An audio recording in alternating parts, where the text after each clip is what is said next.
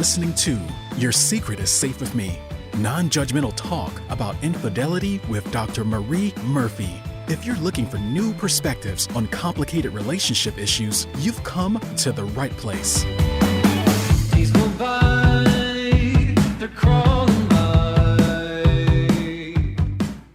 Hi, everyone. I am Dr. Marie Murphy.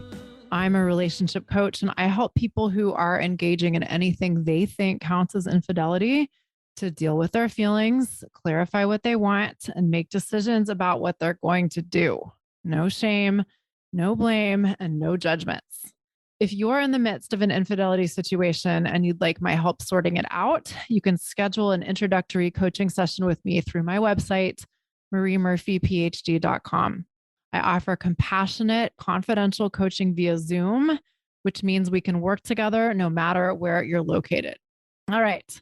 Today, we're going to talk about whether having an affair and keeping it a secret, if you decide to stay married, dooms your relationship to failure, or dooms your marriage to failure, or dooms you to any particular fate. When I work with people who are married and having affairs and are trying to figure out what they want to do about their marriage, a concern I hear pretty regularly is that, if the person who's cheating decides to re-engage in their marriage and end their affair and keep the affair a secret and not disclose what had happened, there's no way their marriage will work out. And often when people tell me this, they're also pretty sure that they don't want to tell their spouse about their infidelity. And this matter of whether you want to tell someone about your infidelity or not is a question I explore with clients all the time. And we've talked about it on the podcast before, but today I'm going to completely leave that off the table for the sake of constraining our focus. The point for today is that some folks feel stuck in the predicament of not wanting to disclose their infidelity, but wanting to stay in their marriage, and also believing that if they don't disclose their infidelity, they will doom themselves and their marriage to a number of terrible fates. Specifically, sometimes people in this position are afraid that they don't deserve to be happy since they cheated, or they'll never be able to be happy again. Sometimes they're afraid that they don't deserve for their spouse to love them since they've not only done something terrible, but they've kept it a secret. Sometimes people are afraid that their marriage will never have real trust. I'm putting real trust in quotation marks. Sometimes folks are afraid that their lie or their deception will poison the entire relationship. Sometimes people are afraid that there's no way their secret can stay a secret. Sometimes they're afraid that they might cheat again. And sometimes they're afraid that they will always compare their spouse to their affair partner and find their spouse lacking. Now, often people entertain these kinds of concerns when they're trying to make a decision about what they want to do about their marriage and about their infidelity situation. And let me tell you that getting lost in these fears will fuck you up. And what I mean by that is entertaining these kinds of thoughts will lead to a lot of emotions, which will only make it harder for you to think clearly about much of anything, and will make it harder for you to ultimately make a decision about what you want to do about your relationship or your current relationships. And in case it doesn't go without saying, it will make it really hard for you to have a good experience of your marriage if you do decide to remain in your marriage and end your affair or whatever. And if you've experienced any of this, you already know that this is all bad. But here's the thing. We often think that it's important and valuable and maybe even necessary to entertain these kinds of questions or fears because they seem really legitimate. And one of the reasons why these fears seem legitimate is because many people will tell you that if you cheat, you are doomed to these kinds of fates. There are plenty of people out there who call themselves experts who will tell you that if you cheat on your partner, your relationship can never be repaired unless you tell them. There are plenty of people out there who will tell you that there's no way you can keep your cheating a secret, and you will undoubtedly be found out eventually. There are people out there who will tell you that you don't deserve your partner's love if you have cheated on them, and you really don't deserve your partner's love if you cheat on them and you don't tell them about it. Some people will tell you that all of these kinds of things are non negotiably true. But you know what? I call bullshit. These kinds of ideas are predicated on a lot of assumptions about how humans are and what love is or means or entails and how relationships are supposed to be and all kinds of other related stuff. And assumptions is the key word in that past sentence. But here's what I say is whenever someone tells you that you are doomed unless you do a certain something in a certain way, I urge you to question that. Sometimes people who put forth fear-based advice have great intentions, but my position is that when we can understand ourselves and accept ourselves and love ourselves, we can get a lot further and get a lot better results than when we attempt to motivate ourselves with fear or when we indulge in believing that the things that we fear might happen are definitely going to happen. So let's critically examine some of the fears I named above. Actually, we're going to examine all of the fears I named above. Number one, I don't deserve to be happy if I cheated. I'm afraid that I'll never be happy if I cheated. Now, again, I recognize that some people will tell you that you don't deserve to be happy if you've cheated, if as if this is a natural law of the universe or something like that. Some people do believe that cheating is unequivocally bad and that if you cheat, you should feel bad about yourself for the rest of your life and you will feel bad about yourself for the rest of your life. But these are not facts. The idea that you don't deserve to be happy if you've cheated is an optional belief, and you get to decide if you want this to be true for you or not. Deciding that it does not have to be true for you may take some intentional examination of your current beliefs, and it may take some effort to create new ones. And this, again, this may take effort. It may take doing, but good news, you can do it and I can help you. This is exactly the kind of thing that I help my clients with. And by the way, changing your beliefs doesn't mean that you have to decide that you feel amazing about having cheated on your partner if you actually don't want to feel great about that, right? It may mean something else. It may mean that you choose to believe that you have done something that you don't feel great about, but that does not compromise your worth as a human, and it does not compromise your right to be happy. Fear number two. Some people fear that if they've cheated, they don't deserve for their spouse to love them since they've not only done something bad, but they've kept it a secret. Well, this is such an interesting one. There's so much we could say about this one, but let's start with this. Assuming that your cheating is really unknown to your spouse, you're the only person deciding whether you're worthy of their love or not. You are the one making the call about your deservingness of love. And why would you want to cut yourself off from receiving love or giving it for that matter? Why would you want to do that to yourself? I know that it is incredibly common for us to tell ourselves that we aren't worthy of love if we do certain things. I know that some people take it for granted that we aren't worthy of love if we do certain things. But you get to decide whether you want to believe that or not. You really do.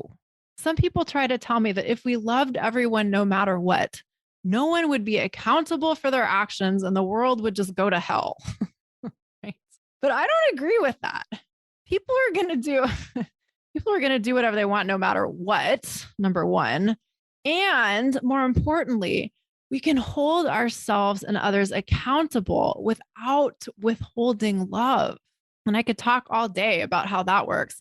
But getting back to the specifics at hand, if you have decided that you prefer not to tell your spouse you've cheated for reasons that you like, you also get to decide whether or not you punish yourself by believing you aren't deserving of their love.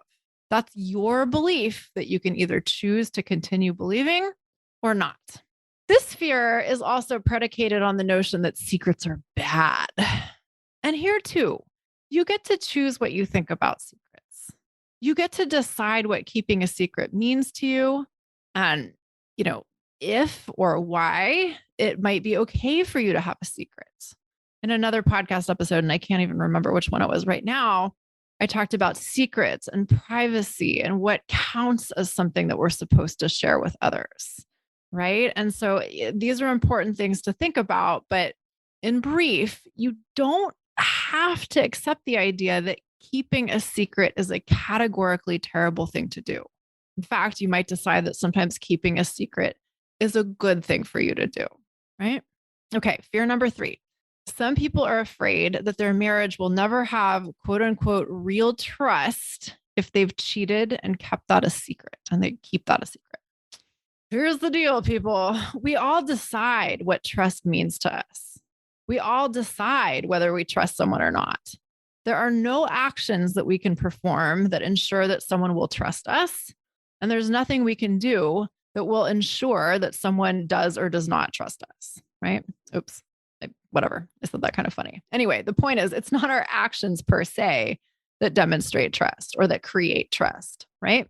And this goes both ways. There's nothing that anyone else can do that will make us trust them. I know there are people out there that will tell you otherwise. I know there are people who will tell you that trust is this objective thing that is either achieved or broken in specific ways. But that is not how it works. Trust is a product of our thinking.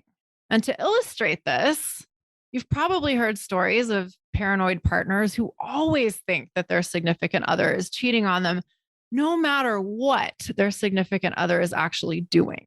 Some people get it in their minds that their partner is being unfaithful and they don't trust them to leave the house, right?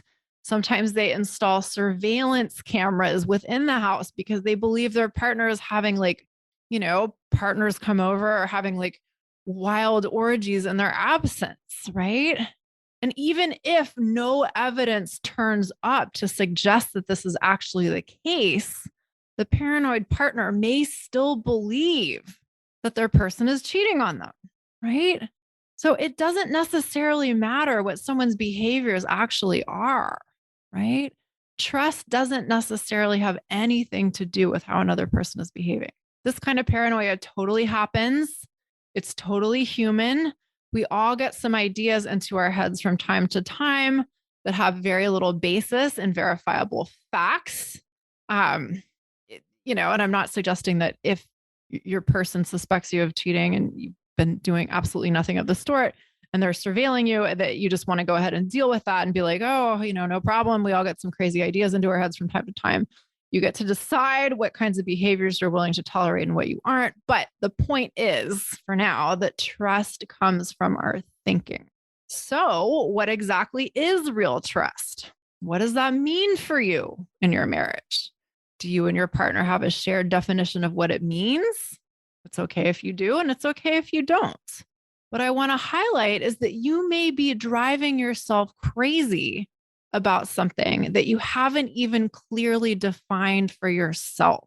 Although I think it's fine and good to think seriously about what trust means for you, that's totally different from freaking out because you think trust is some absolute thing that you can never have again because you've engaged in certain behaviors, which your partner may not even know about. Right? Fear number 4. There's a fear some people have that their lie about their cheating or their non-disclosure of their infidelity will poison the entire marriage if they decide to stay married. Here's the thing. If your secret stays a secret, which it very well could, the only reason why the lie or the non-disclosure would quote unquote poison your entire relationship is if you let it. If you focus on the so-called bad thing you did, and you spend your time and energy focusing on how bad you are and how bad it is that you've lied or are lying or are keeping a secret, then there is a pretty good chance that that will impact your relationship in ways you don't like. But if this happens, it will be because of you. It will be because of what you are currently thinking about and what you are currently focusing on and how you will likely behave as a result. If you feel guilty and horrible, are you going to engage in your relationship with love and attention and presence? Possibly not. If you believe your relationship is poisoned, you may behave in ways that effectively poison it, right? On the other hand, if you decide that you're going to keep your cheating to yourself for reasons that you like, you can also decide that the past is over. You can decide that you can be present now in your relationship and focused on the future of your relationship without obsessing about the past. You can decide how you want to participate in your relationship now and going forward. And you can use the past as a teacher rather than a burden. You are allowed to relegate old experiences to the compost heap and to let them decompose and become fertilizer for the future. How do you do this? Well, by deciding on purpose what you are going to think about your past experiences, including your infidelity experiences, and deciding on purpose what you want to think about the relationship you want to rededicate yourself to. You will have to intentionally decide what you want to make your infidelity experience mean for the future of your marriage or your primary relationship. You will have to decide what you want to make your lying or deception or non-disclosure mean.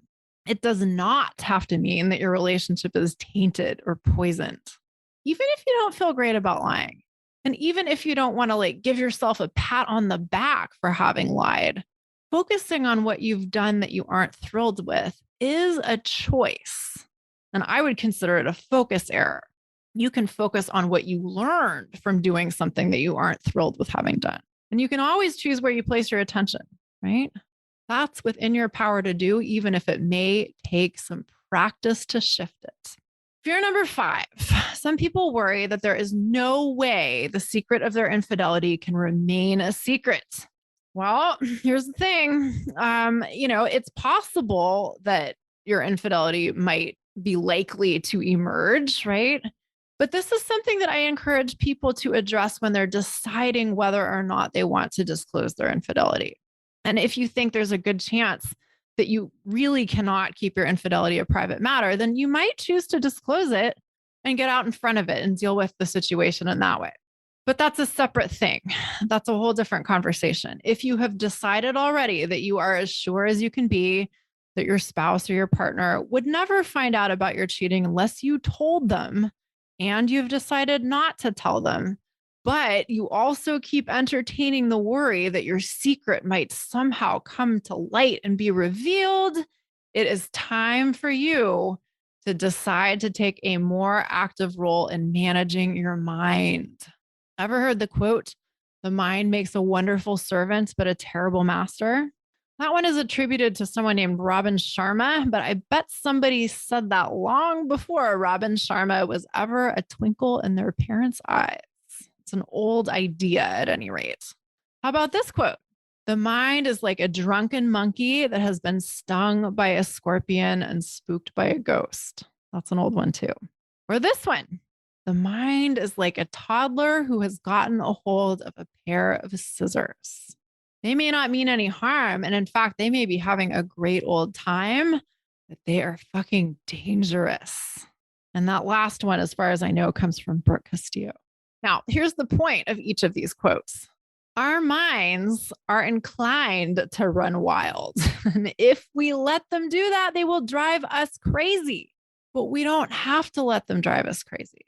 We can learn how to be the boss of our own minds rather than letting them boss us around all day. And I can teach you how to do that. When we can manage our minds, we can decide which fears we want to take seriously and which ones we just want to experience as the emotion of fear and then move away from, right? Sometimes fear is an indication that there's a problem to be solved. And sometimes fear is an indication that our brain is just looking for trouble, right? Our brains are very good at identifying problems and telling us where we might be in danger. And to some extent, this is useful. But for most of us, our brains do this kind of work all the time on overdrive, and they tend to see so-called threats, which are not actually threats. And if we don't manage our minds, we can easily drive ourselves crazy worrying about problems which are not truly problems, right? If I wanted to, I could worry all day about the next big earthquake that's going to happen in California. Is it possible that it could happen at tonight? Sure it is, right? but I don't know that for sure. I can have earthquake supplies. I can have the right insurance. I can check on the stability of my building and all these kinds of things. But beyond that, worrying isn't going to help me. And so, too, if you've decided that it's very unlikely that your spouse would find out about your infidelity, unless you were to tell them, worrying about that after you've already made some decisions is not going to help you at all. Fear number 6. Some people are afraid that if they cheated once, they will cheat again. Now, this is another idea that I see reinforced out there by so called experts of all stripes. And quite frankly, I am shocked that people think that it is okay to say that if someone cheats once, they're guaranteed to cheat again.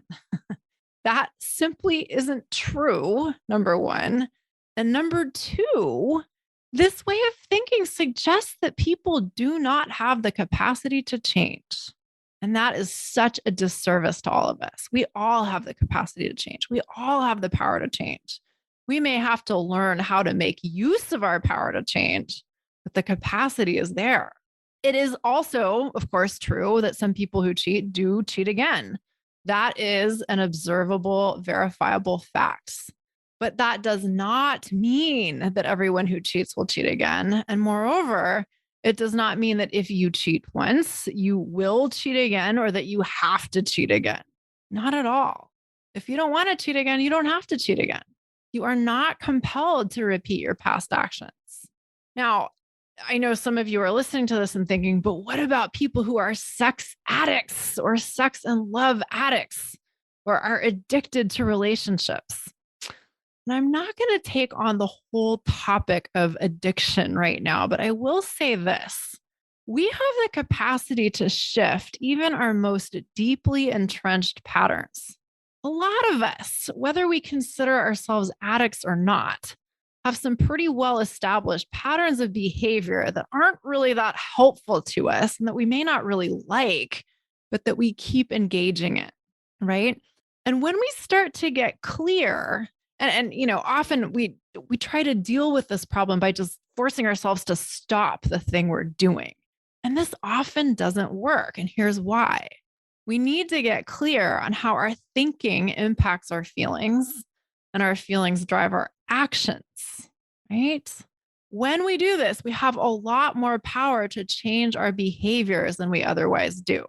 And this relationship between our feelings and our our thinking and our feelings and our actions is called the think, feel, act cycle. You may have heard it before. I didn't invent it myself.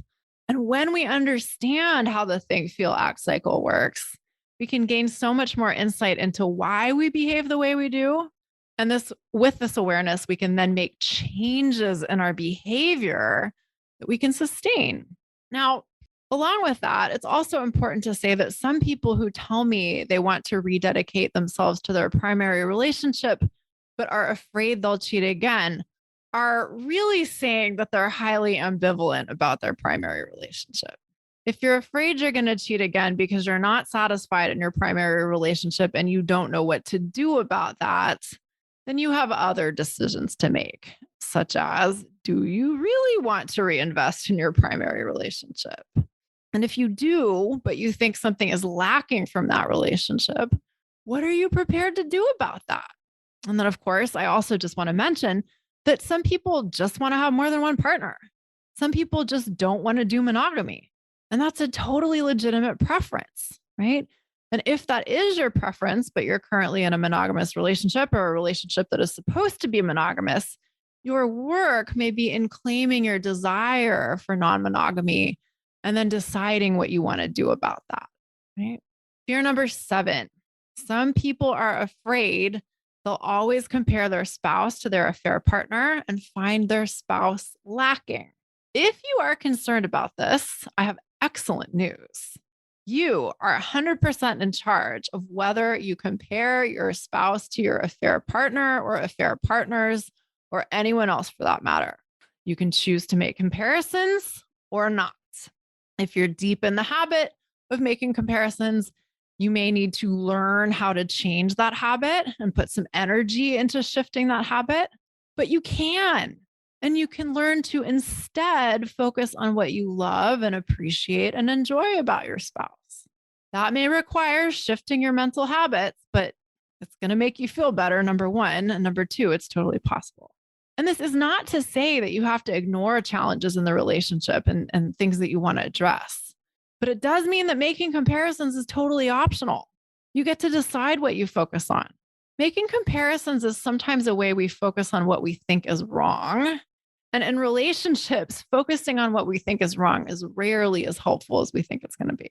Now, with all of that said, if you cannot imagine the idea of not comparing your spouse to your affair partner, you may want to take a closer look at your reasons for choosing to stay in the relationship, choosing to stay in the marriage, if that's what it is.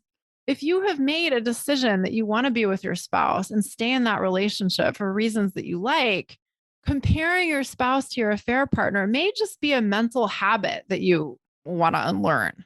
But if you aren't all that clear on whether you really want to stay with your spouse or why you want to, comparing your spouse to your affair partner may be an indication that you need to clarify your thinking in that department. All right. In summary, if you have had an affair or are having an affair and you've decided to, or you're deciding whether or not you want to reinvest in your relationship, and you've decided that you don't want to tell your spouse about your affair, that experience will be whatever you make of it. You are not doomed to guilt or misery. Your relationship will not automatically be poisoned. You get to decide what you do with the past. You get to decide how you show up in the present, and you get to decide what you want to create in the future, right? Now, I know it's one thing to hear me say this kind of stuff on the podcast, and it's another thing entirely to make use of what I'm talking about and apply this work to your own life. So if you want my help putting my teachings into use, let's work together, right? There's a huge difference between consuming information passively by listening to a podcast and having a coach who will help you integrate that information into the way you live. So if you're ready for change, you can schedule an introductory coaching session with me through my website, mariemurphyphd.com. I can't wait to meet you. Okay, everybody, thank you so much for listening. I appreciate you tuning in. Have a great week, and I'll talk to you next time. Bye for now. Thanks for listening to Your Secret is Safe with Me with Dr. Marie Murphy. Make sure to click subscribe to get updates on our latest episodes.